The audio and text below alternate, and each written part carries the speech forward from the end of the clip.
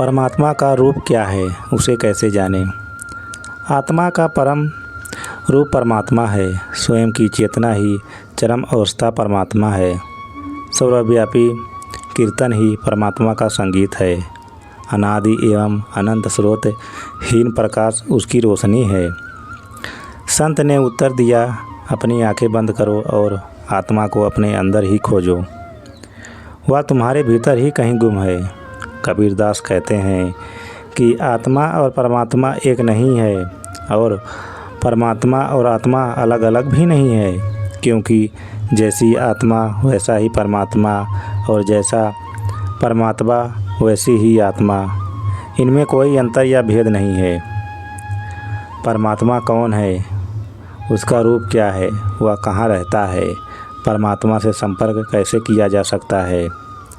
इंसान के सामने हमेशा सवाल रहा है, परमात्मा कौन है, उसका रूप क्या है, किस प्रकार का है, वह कहाँ रहता है, परमात्मा से संपर्क कैसे किया जा सकता है। परमात्मा शब्द जो दो शब्दों परम तथा आत्मा से मिलकर बना है। परम का अर्थ है सर्वोच्च और आत्मा का अर्थ है चेतना, जिसे प्राण शक्ति भी कहा जाता है।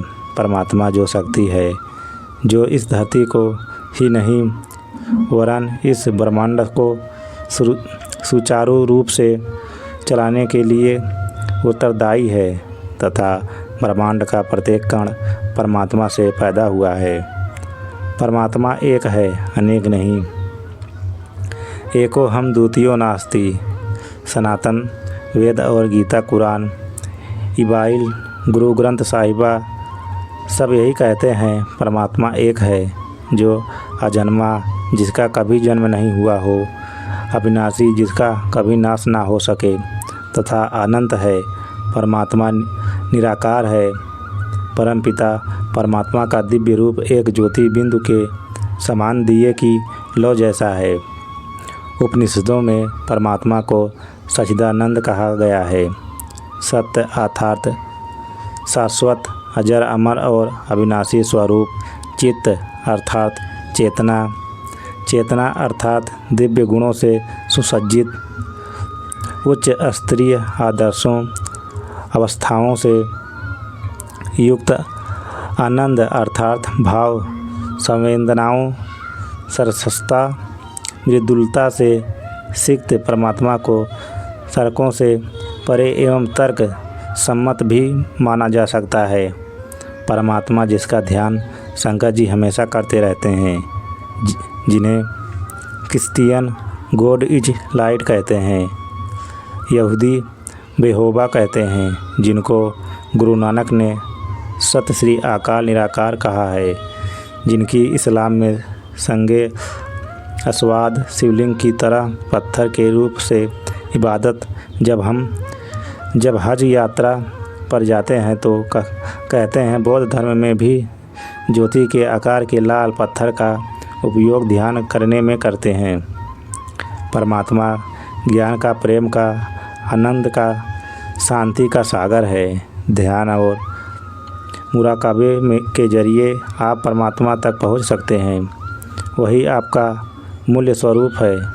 जिस तरह पानी के बिना लहर नहीं हो सकती, उसी तरह संसार में बिना परमात्मा के कुछ नहीं हो सकता।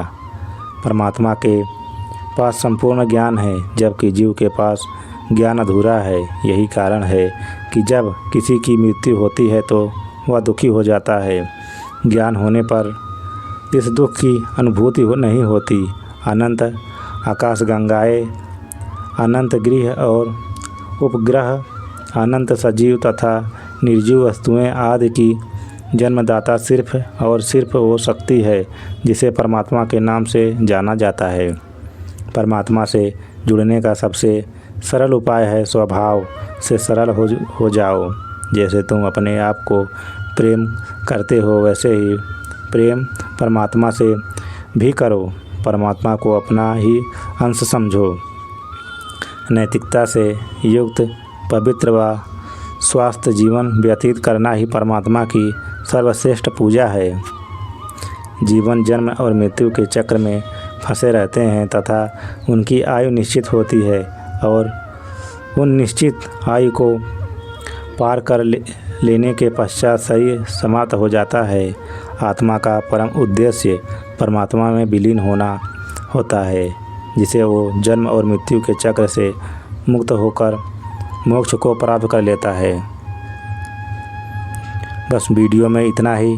अगर हमारे वीडियो अच्छी लगी हो तो चैनल को सब्सक्राइब ज़रूर करें और हमारे चैनल को ज़्यादा से ज़्यादा सपोर्ट करें। जय श्री कृष्ण।